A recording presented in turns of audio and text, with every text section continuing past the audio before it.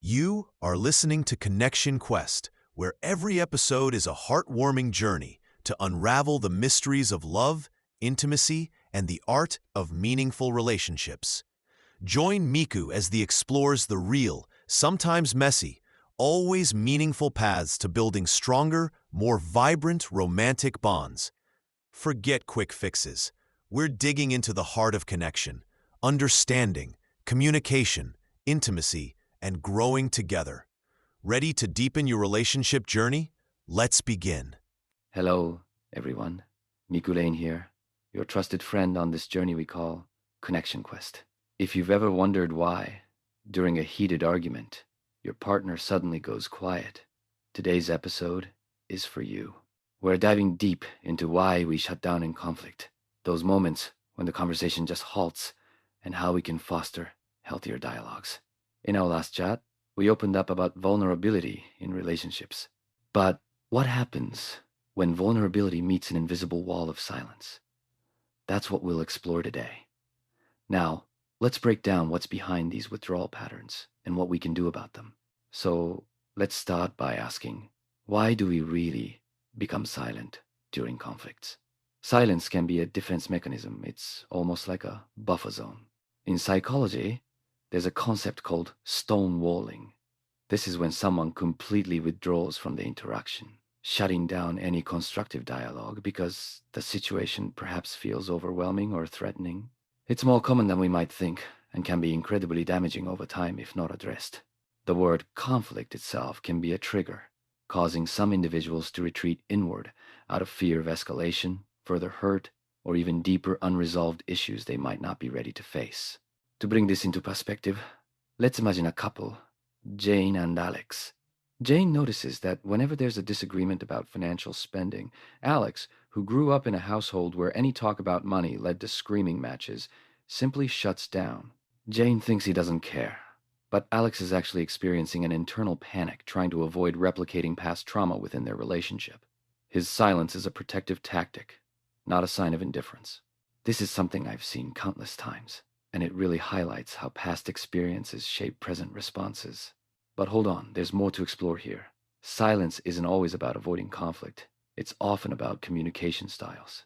Some people are simply more passive communicators. They might not have the tools or the language to express what they're feeling in the heat of the moment. This becomes a recurring communication challenge, especially when one partner is an active communicator, wanting to solve issues immediately.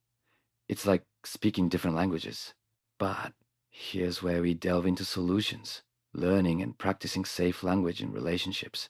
Safe language is about creating a shared vocabulary that allows partners to communicate without triggering defensiveness or fear. Safe language could include phrases like, "I feel." "When this happens, I experience." Or, "Can we pause and come back to this?" These aren't just words. They're tools for acknowledging feelings and inviting understanding rather than confrontation. There's something profoundly powerful about using I statements. They help keep the communication grounded in personal feelings rather than launching accusations. It's about expressing what you're experiencing emotionally without pointing fingers. It's an approach that can genuinely transform the silence into a bridge for connection. Let's put this into a hypothetical scenario. Imagine you're in a disagreement about household chores, a classic one, right? And mid-conversation, your partner just sighs and says nothing more. Instead of interpreting this silence as disrespect, try saying something like, "I notice you're quiet. Can we talk about what's going on?" This not only acknowledges the silence, but opens the door to understanding its root. Silence turns from a full stop into a gentle pause, an opportunity to reflect and restart. Listen up, Connection Quest listeners. We spend time building beautiful, loving connections. But are you letting your pillow betray your skin every night? It's called the skincare paradox. You layer on the expensive serums, and then you sleep on a surface that can hold dust mites, allergens, and bacteria. Stop it. I found the solution. Copper North copper-infused silk pillowcases. This is where silk luxury meets scientific power. Copper isn't just an ancient purifier.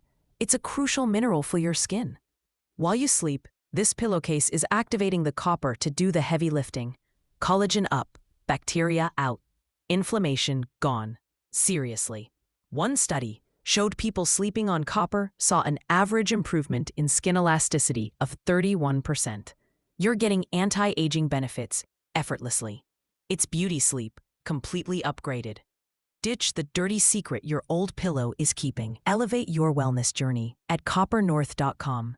And because you're part of our community, use the code ConnectionQuest to get a special discount.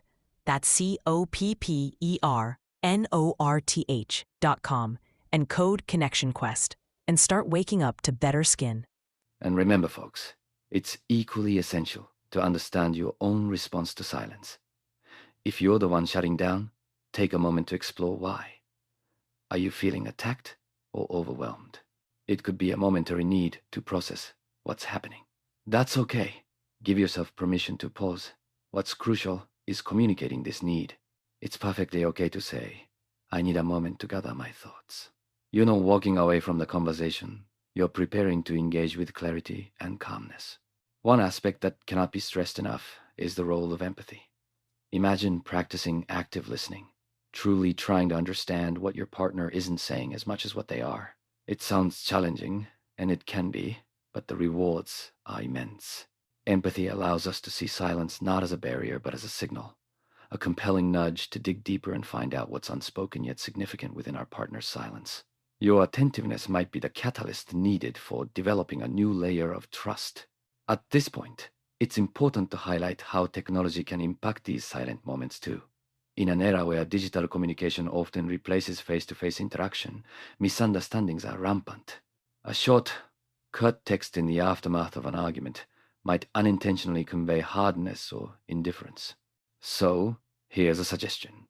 When in doubt, communicate complex emotions in person or over a phone call, where verbal and emotional cues are clearer. A warm tone of voice can soften the harshness that text alone can carry. Let's loop back a bit to how these silent episodes impact our emotional intimacy. Silence, if not addressed, can breed resentment, emotional withdrawal, and loneliness over time. When partners stop talking, they stop connecting. I once read a profound quote by R.D. Laing. Tell me how you read people, and I reveal who you are. In the silence, there's an opportunity to learn not just about your partner, but about yourself and how you interpret their actions. Is it based on fear or on understanding? To wrap up our session, let's reflect on the real opportunity our discussion today presents. By decoding silence, we take a step forward in transforming passive communication into active engagement. We become allies in each other's emotional worlds, navigating the complexities of love and connection with respect and mindfulness. And just as last time, remember, it's in shared vulnerability where relationships find their most authentic strength. In the quiet moments, lean into that silence and use it as a canvas to draw new pathways to understanding. That's what separates simply dwelling together from truly living together. Thanks for joining me today on this topic that's so close to our collective hearts. Join me next time with the lovely Zaide Blake, where we'll dive into how our past really affects our current relationships. And spoiler alert, it's more than you might think. Until then, take these insights and conversations into your own relationships and see the magic unfold. I'm Miku Lane, reminding you to keep your hearts open and your conversations flowing. Take care, everyone. Thank you for joining us on this leg of Connection Quest. Remember, connection isn't a destination. It's a journey you choose to take, one conversation, one understanding, one brave step at a time. If today's episode sparked something, share it with someone who might need it.